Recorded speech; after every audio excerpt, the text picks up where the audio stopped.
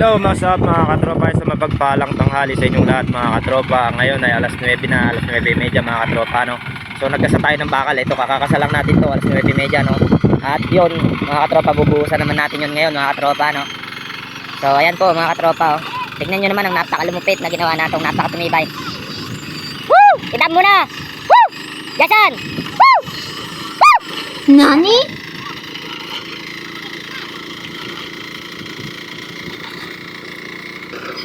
So ayan mga katropa, nagbubuhos tayo ngayon, no? Tignan nyo yung halo mga katropa, talagang makunat, no? What? So tignan nyo ito mga katropa, ginawa ko itong parang style bubong ng bahay, no, mga katropa. So sabi kasi sa pagilog dito, so ginawa ko na ng technique yan mga katropa. So ganyan ang aking ginawa, no? Papansin nyo, ayan, no? So pumunta dito si Foreman mga katropa, lintik daw tibay nito. Napakatuloy dito, wega. Tibay ay kanya sing, sabi sa akin mga katropa. Ngayon, pag pumunta rito yung mga niya mga katropa, tingnan natin kung may masasabi sila dito. Kasi binigyan na lahat ng hiling nila mga katropa. Sa mga bawat hiling nila, yung gusto nila mangyari. So ginagawa natin mga katropa. Nakikialam pati dun sa mga ano namin, pag-break namin, yung mga ganun mga katropa, oras ng pagkain, pakikialaman kami mga katropa, no? Kupal yun, no? Mga taong sip-sip na ganun, no? Hindi ka namin kailangan dito kung sino ka man, no? So, sana mapanood mo ito, kupal ka. Baka ikaw pa lang ang makupal ko rito, no? So, huwag mo kami pakialaman din, no? Sa aming, baka pati pag-ihi namin, pakikialaman mga katropa, no? Ayun, no? Yung amo nga namin, hindi kami ginagano, natutuwa pa nga yung amo namin at medyo nagkakaroon daw ng progreso at medyo bumibilis daw kami, sabi, baka daw kupal na to, kumukupal, no mga katropa. Isinapa ako mga katropa doon sa aming big boss, no? Mahilig manira. So akala ko sa ibang bansa lang may ganitong mga kupal, hanggang dito pala sa atin, no? Kapwa pa natin ang nangungupal. Pero sinong nakakahiya, no mga katropa? Di yung kumukupal lang din, hindi niya napapansin dito, hindi niya sukat akalain na ganito lang to. Simple lang to para sa akin mga katropa, hindi ako nagyayabang. Simpleng trabaho lang ito, mani-mani lang sa akin to. Kung talagang pepersay ko tong mga tao na to na kaso naaawa naman ako kasi yung dating mga tao ko medyo naaawa rin ako mga katropa, hindi naman ganun, no? Hindi porke ikaw yung namumuno mga katropa, sasamantalahin mo na, pabibilisan mo na sa kanila yan, pupusin mo na sila mga katropa. Paano sa isang araw nagkasakit yung mga yan? Sino magiging tao mo? Kung wala yung mga tao na yan, wala rin ako dito mga katropa, no? Yun ang aking pananaw sa buhay, no, mga katropa. So hindi ako mamumuno dito kung wala akong pinagmumunuan, no, mga katropa. Kaya hindi ko kailangang sumipsip sa mga nagkakawa na yan. So doon hindi ko kailangang maging sipsip, no. Sabi na aming big boss, so may bumibilis daw kami. Pero itong naninirang kupal na ginagawa, ano pakialam niya, mamaya pagka nakita namin dyan, iisin natin yan mga katropa, kupal lalo pag natapos tong buhos namin mga katropa, doon ko siya patatambayin sa katabi, pasusundan ko sa kanya sa mga tao na to, kung saan siya pupunta, pasusundin ko yan, yun gano'n na gagawin natin sa kupal na to, no? Kukupalin din natin, pag kinukupal tayo, kupalin natin mga katropa. So hindi pwede ang ganyan, no? Sisirain yung reputasyon ng isang tao na yung mga nandito na kabago-bago lang, bagong salta, sisirain na agad yung kukupalin na agad dun sa big boss. Hindi niya alam, kabisado kami ng big boss dito mga katropa, kung kahit na gagawa, puro gawa kami ngayon mga katropa.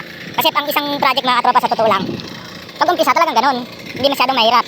Pagka andyan na, bakbakan na sa trabaho, andun na ang trabaho talaga mga katropa. Pero ito, hindi ako nagyayabang mga katropa, simple lang para sa akin to, hindi na ako nagtatanong. So ang katulad itong timpla na ito, yung mga timpla lang na ito, kasi tumimpla. So may mga timpla pala ito mga katropa, so nagtanong ako, hindi ko kailangan magmagaling no, mga katropa. So nagtanong ako, pero napansin nila, sabi ko nagtatanong kasi ako, wala namang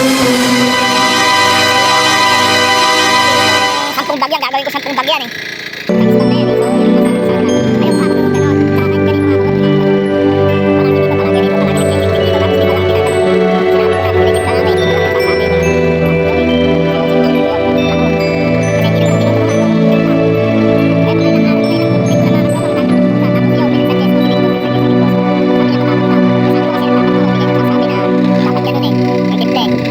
Nagpapabuhos ko ako, wala naman ako kung nare-receive na timpla, tinatanong ko rin, wala naman ako nagano.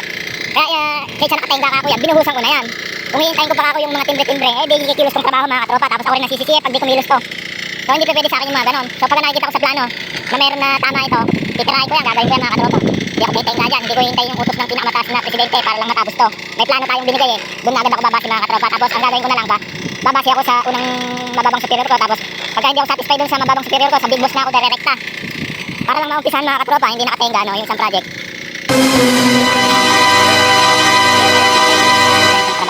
So natatawa lang ako doon sa kupal na bago na yung na-expect. Sasabihin mga Nani? inspector niya yung trabaho, hindi yung mga tao. Ang ano niya, kahit nga ba magkambling din yung mga tao, wala na siya pakialam doon. Ang importante may nagawa kami. Yun ang katwiran ko mga katropa. Nakagawa kami ng sapat sa oras. Tama yung tulad nito, pag nabusan namin to half day namin yan, nakabakal pa kami. Pagdating dito, kikilusin na kami, katatapos lang namin sa trabaho namin, kupal ba siya? So hindi ganun mga katropa, kawawa naman yung mga tao. Tsaka wala kang magiging trabahador kung ganun ka, kahit anong klaseng company, mawawalan ka ng trabahador. So alam ko sa mga big company, iyan. Yung maliliit na kumpanya doon, kawawa yung mga trabahador. Walang pukpukan kami doon. Kung hindi nyo lang natatanong mga katropa, ako lang yung kauna-unahang tao na nagasinta dyan. Puro sample lang ginawa ko dyan mga katropa sa pag-asinta. Yung mga big boss dyan mga katropa, nakanunood sa akin. Pakikailangan pa ako ng mga big safety dyan mga katropa sa paghahati ko ng besides mga katropa yung nasinta ko dyan na sample. Nani? Nanonood silang lahat, pati yung Black American na yun, may ari. Sabi bakit daw martilyo yung pinangahati ko. Di bumili ako kayo ng pangkating. Para meron tayo pangkating. Ayun, nananahimik sila mga katropa pag ganun. Hindi porkit matataas yung posisyon nila, lahat ng gusto nila nasusunod, no? Wala naman din naman nila kaya, di sila pagatiin mo. Kailangan naman ako pabibili ng panghati mga katropa. Hindi, martilyo na lang para lang matapos yung progression nun. Tapos may isang kupal na naman doon na lidman nun mga katropa. Sabi sa akin, wala kasi mahina ito magasinta. So dalawang butas kasi yun mga katropa, may 100, 135 yun. Yung kabilang butas ngayon, meron sa kabilang butas 135 uli yun mga katropa. So binira ko lang ng 2 araw yun. Yung 135 sa hukay pa mga katropa. Tapos isa lang yung level ko doon mga katropa, no? Tapos ngayon, sabi sa akin yung isang sip-sip na lidman doon, 135 yun eh. So inabot ako ng 2 araw doon. Kulang 2 araw mga katropa yun eh. Mga alas 2 lang, tapos na ako doon. So pero 2 araw na yun kasi sabi sa akin nung pinaka-boss namin doon na si Formanelli, okay na yan, stay din na kayo dyan. Kung tutuusin talaga, ano lang yun, sa kalahating araw ko lang yun, 130 sa hukay mga katropa, napakahirap tumigil sa hukay, no mga katropa. De, tapos marami pang nanonood, hindi ka basta-basta dapat magkikilos ng ano doon, bara-bara. So di ang ginawa ko mga katropa, sabi sa akin ng sip-sip na lidman, mahina daw ako magasinta, hindi ako pumasok mga katropa, ng 2 araw. Tapos awa ng Diyos mga katropa, yung pinadala niya doon na 2 mason, hindi pa natapos mga katropa, 2 mason pa yun, hindi pa natapos. Tapos pagdating ko doon, naabutan ko pa mga katropa, sa akin pa pinapagawa. So 3 araw, 2 mason. Magta 3 araw, no? Hindi ko pinasok mga katropa, hindi ko pinuntahan. Sabi ko, mabagal pala ako kung gumalaw eh. O di yung mga tao mukha ko pagawin mo. So napahiya mga katropa. So yung sarili ko nga, yun din ang nagpahiya sa kanya. No? Bakit ko kailangan magpagila sa kanya? Sino ba siya? Tatasan niya ba yung sweldo ko? Yun naman ang katwiran ko sa buhay ko mga katropa, sa aking pagtatrabaho. Kung sa galing at sa galing lang, sa husay lang, hindi naman sa pagmamayabang mga katropa. Mani-mani na lang sa akin yung mga ganun, mga big boss na manonood dito kahit na magtatrabaho pa ako dyan, may mga big boss dyan, hindi ako kinakabahan, alam ko yung trabaho ko mga katropa. Kahit sa ibang bansa mga katropa, sample, puro ko sample dyan, saan ako pinapadala ni Foreman Kupal. Hindi niyo ba alam mga katropa, sa isang company namin, 7 yung foreman, lahat yon sa buong ilang taong ko dyan. Relyevo ko doon mga katropa, kung saan sila may namumroblema sila doon, kahit tornilyo lang na nabali mga katropa na hindi mahugot. Tawag pa sila ng tawag ng mga welder daw na magagaling, kailangan daw welder na magaling doon. Ngayon, nirekomenda ako ng engineer ko doon. Pinapunta ako doon. Pa isang oras, natanggal ko yung 2 tornilyong nalaki. So, hindi nila alam yung mga technique doon, no, mga katropa, yung mga ganon. So, sample dyan. Puro ako, lalo dyan sa haramin dyan, mga katropa, dito sa parting Jeddah, mga katropa, sa haramin na yan. Karamihan ng mga bagong mga umpisa dyan, mga katropa ng trabaho dyan. Puro sample. Napasama pa nga ako sa sample dyan mga katropa eh. So kaya nung bandang huli, hindi naman tumataas ng maganda yung sweldo ko. Medyo mayo agad sa pinapangakuan pa ako mga katropa na every 6 months daw uwi ko. Wag lang daw akong umuwi, wag lang daw ako mag-resign. No, mga katropa. Tapos nag-aaral na ako dyan mga katropa. Kinukuha ko sa opisina, ayaw ko bigyan ng 2 engineer. Wala na magiging tao sa field, wala magiging tao sa nangyayari. Kaya nangyayari mga katropa. Pagdating lang tayo mga katropa.